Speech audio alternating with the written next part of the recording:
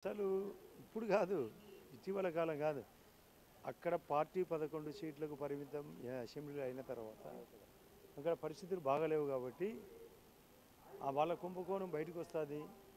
ఎట్లా జగన్మోహన్ రెడ్డి పాత కేసులు, ఇప్పుడు చేసే కొత్త కేసులు అన్నీ లోపలికి పోతే మా పరిస్థితి ఏంది, ఏదో చక్కదిద్దుకోవాలా దీపం ఉండగానే అనే పరిస్థితిలో నన్నే అడిగినారు. కానీ నేను ఆలోచించి వీళ్ళందరి యొక్క తప్పులు మా మీదకి ఎందుకు, అలాంటి తప్పులు మా వాళ్ళు కూడా చేస్తారు, ఇలా చేసుకుంటే పోతాని మేమే ప్రస్తుతానికి ఏమీ వద్దనుకొని వాళ్ళ ప్యూర్ గోల్డ్ అని మేము తెలుసుకుంటే మాత్రం రాణిస్తాం, లేదంటే రాని. సార్, వైఎస్ వివేక హత్య కేసుకు సంబంధించి గత కొన్ని రోజులుగా స్తబ్దతగా ఉంది. సో ఇటువంటి ప్రస్తుత పరిణామాల్లో ఆ కేసు ఏ రకంగా ముందుకెళ్ళబోతుంది, చంద్రబాబు కూడా త్వరలోనే తేలుస్తామని చెప్పాను. అసలు స్తబ్దత అంటే ఇది హైకోర్టు లెవెల్లో అవినాష్ రెడ్డికి యాంటిసిపేటరీ బెయిల్ వచ్చింది, దానిని రద్దు చేయమని మేమంతా, ముఖ్యంగా సుప్రీంకోర్టులో జరిగే కేసు కాబట్టి అక్కడ సిబిఐ వాళ్ళని కూడా పూర్తి స్థాయిలో ముఖ్యమంత్రి గారి స్థాయిలో ఒత్తిడి పెట్టడం కూడా జరిగింది. వాళ్ళు కూడా అఫిడవిట్లో పాల్గొనాలా, వాళ్ళు కూడా కేసు వకాల్తపుచ్చుకోవాలా.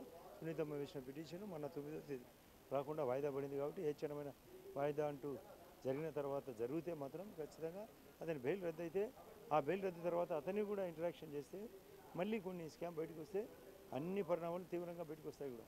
అంటే అవినాష్ రెడ్డి తర్వాత ఇంకెవరు ఉన్నారని భావిస్తున్నారు ఈ కేసులో? అసలు నేను ఫస్ట్ నుంచి చెప్పేది కూడా ఇది అవినాష్ రెడ్డి లెవెల్ కాదు, అపూర్వ జంట. భారతికి ఆమె భర్త జగన్మోహన్ రెడ్డికి తెలియకుండా జరగలేదు. కారణము సులభంగా ఆన్సరు, ఆ రోజు మార్చి 15th నాడు అజయ్ కల్లాం గారు, వాళ్ళ యొక్క కృష్ణమోహన్ రెడ్డి, ఉమారెడ్డి వెంకటేశ్వర్లు అక్కడ తెల్లారుజామునే ఉన్నారంటే ముందుగానే స్కెచ్ కాబట్టి ఎలా జరుగుతుందని తెలిసి వాళ్ళకు ఈ ఎలక్షన్ మ్యాండేట్ కానీ ఆ లిస్టు సార్ట్అవుట్, క్యాండిడేట్ల సార్ట్అవుట్ కానీ అప్పచెప్పి పోవాలనుకున్నాడు. కాకపోతే గుండెపోటుతో సరిదిద్దాలనుకున్నారు.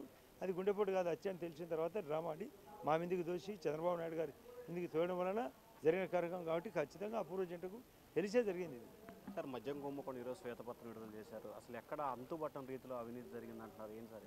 అసలు సింపుల్ లాంగ్వేజ్, క్యాష్ ఎందుకు అమ్మినారు, అసలు ఏదో మద్య నిషేధం చూపాలా, సరుకు అంతా డైరెక్ట్గా అమ్మితే అకౌంట్ బయటకు వస్తుంది కాబట్టి దొంగ సరుకు అంటే అకౌంటబిలిటీ లేకుండా డిస్టిలరీ వాళ్ళతో కొని, బ్రూవరేజ్ వాళ్ళతో కొని సరుకు నేరుగా షాపుల్లో అమ్మడం, అమ్మినప్పుడు అకౌంట్ చూపకుండా పోవడం, ఆ మార్జిన్ అంతా వాళ్ళకే.